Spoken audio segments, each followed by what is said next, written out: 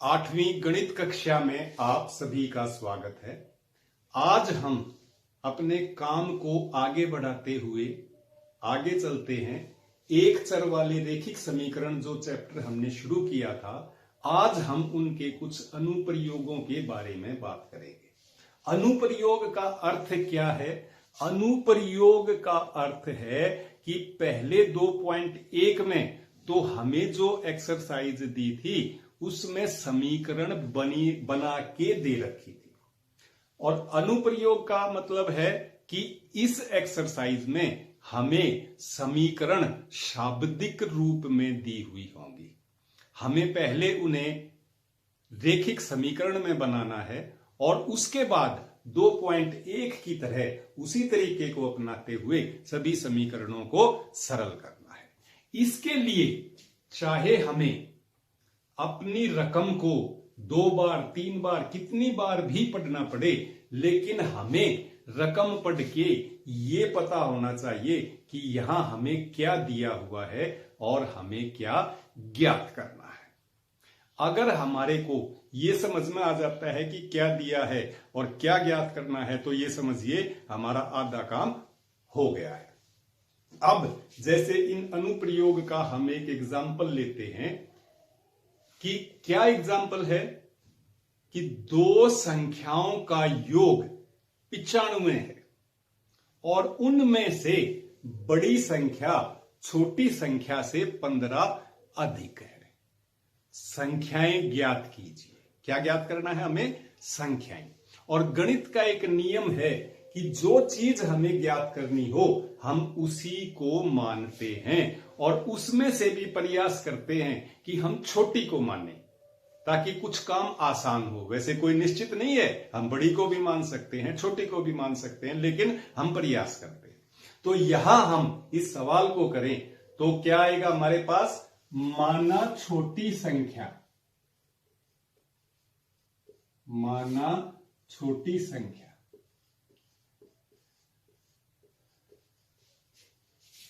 x, बड़ी संख्या क्या थी? इससे 15 अधिक थी, तो x जमा 15। और पर्सन के अनुसार अकॉर्डिंग टू क्वेश्चन हमें क्या दे रखा था कि दोनों संख्याओं का योग 95 है। तो यहां x जमा 15 बराबर 95। पहले इस कोष्टक को खोल लें। बाहर जमा का निशान है तो अंदर ऐसे का ऐसे रह जाएगा।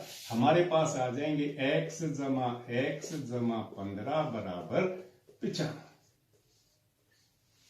x जमा x 2x जमा 15 बराबर 95।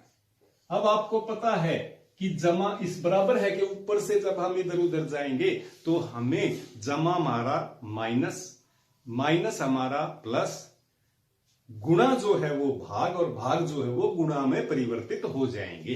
तो यहां हमारे पास जमा 15 है, इसको हम उधर ले जाएंगे तो ये माइनस हो जाएगा। तो 2x बराबर 95 वहां पहले था और माइनस 15 कितना रहेगा? 80। 2x बराबर 80। अब इस 2 को भी उधर ले जाएं, 2 को उधर ले जाएंगे। मान लिया मैं यहां लिखता हूं अब 2x बराबर 80, 2 को उधर ले जाएं तो 2 यहां गुणा में है, उधर जाके भाग में होगा, तो x बराबर 80 बटे में 2। अब ये अगर कटते हैं तो इन्हें काट देंगे। 2 एकम 2, 2 चौक 8 0। हमारे पास आ गया x बराबर हमारा 40 बटे 1। बटे 1 तो सभी संख्याओं के नीचे होता है, 1 तो सभी के नीचे है, तो हमारा x आ गया बराबर 40। और x हमने क्या मानना था? यहां देखो, x हमने मानना था छोटी संख्या। इसका मतलब हमारी छोटी संख्या आ गई 40 और बड़ी संख्या जो थी वो इस छोटी संख्या से 15 अधिक थी। तो बड़ी संख्या हमारी 40 जमा में 15 यानी कि कितनी आ गई? 55। दो संख्या हमने निकालनी थी, दोनों संख्या हमारी आ गई, एक 40 और एक 55। ये हमारा आंसर है। इतना ही आसान काम है। बस केवल अंतर क्या है 2.1 और 2 में? केवल ये अंतर है कि यहां हमें शाब्दिक रूप में दी है समीकरण, उन्हें हमें पहले अपने अनुसार बनाना है। अब इसी प्रकार मान लिया एक और हम एग्जाम्पल ले लें, इसमें छोटा सा, कोई दिक्कत नहीं है, बड़े आसान काम है। हम एक और एग्जाम्पल लें।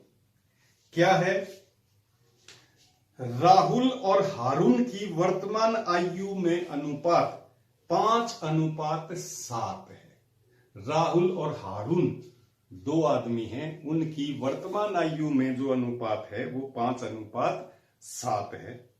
4 वर्ष बाद उनकी आयु का योग, 4 वर्ष के बाद उनकी आयु का योग 56 वर्ष हो जाएगा। उनकी वर्तमान आयु क्या है? क्या निकालना है हमने? उनकी वर्तमान आयु। वर्तमान आयु निकालनी है तो हमने क्या करना है? उनकी वर्तमान आयु को ही मानना है। अब माना राहुल की वर्तमान आयु, राहुल की वर्तमान आयु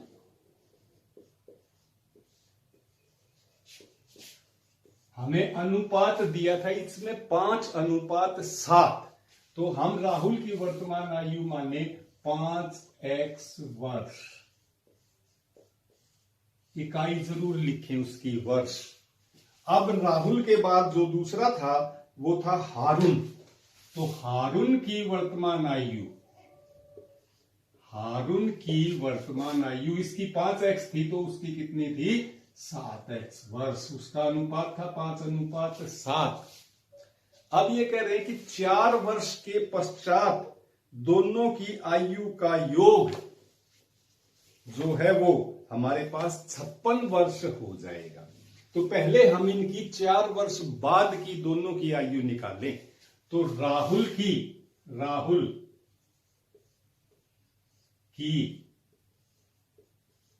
4 वर्ष बाद आयु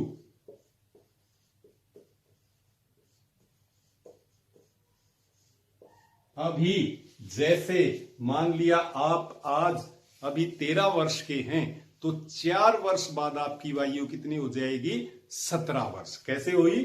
13 में हमने 4 को जोड़ दिया, और अगर पहले की आयु लेनी हो तो हम उसको घटा देंगे। तो यहां बाद की आयु लेनी है। वर्तमान आयु राहुल की थी 5x, तो 4 वर्ष बाद कितनी हो गई उसकी?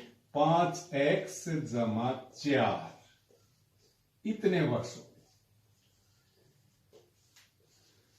4 वर्ष बाद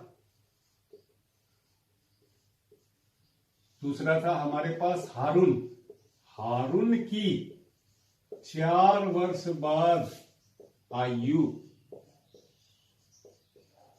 हो जाएगी 7x + 4 वर्ष। अब पर्सन के अनुसार, अकॉर्डिंग टू क्वेश्चन, पर्सन के अनुसार हमारे को क्या दिया है कि 4 वर्ष बाद दोनों की आयु का योग जो है वो 56 वर्ष है। तो हम पर्सन के अनुसार क्या करेंगे? अब 5x + 4 जमा में 7x + 4, और किसके बराबर है ये? 56। यहां 5x और 7x जुड़ के हुए 12x, 4 + 4 जुड़ के हुए 8, बराबर हो गया 56। अब वही तरीका, 8 को उधर ले जाएं, पहले 8 को उधर ले जाएंगे हम, तो 8 वहां माइनस हो जाएगा और यहां रह जाएगा 12x बराबर 56 - 8।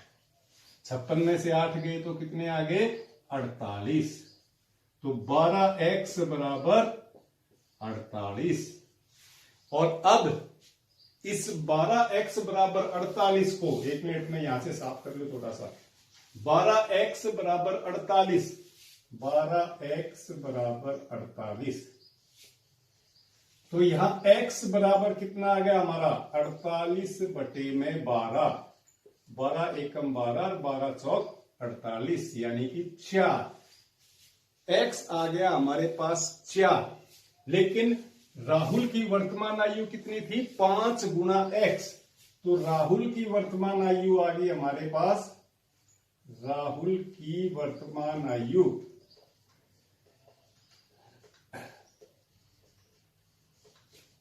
5x, मतलब 5 गुना 4, यानी कि 20 वर्ष।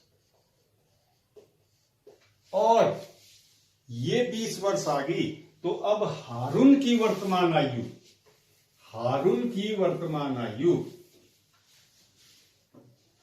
हारून की वर्तमान आयु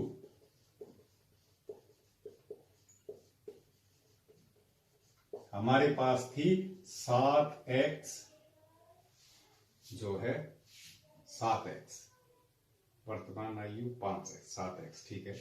तो 7x का मतलब 7 गुना में 4, कितनी आ गई हमारे पास?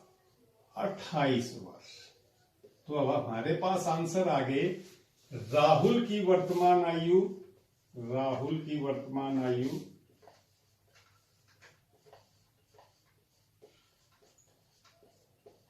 अभी निकाल ली थी 20 वर्ष,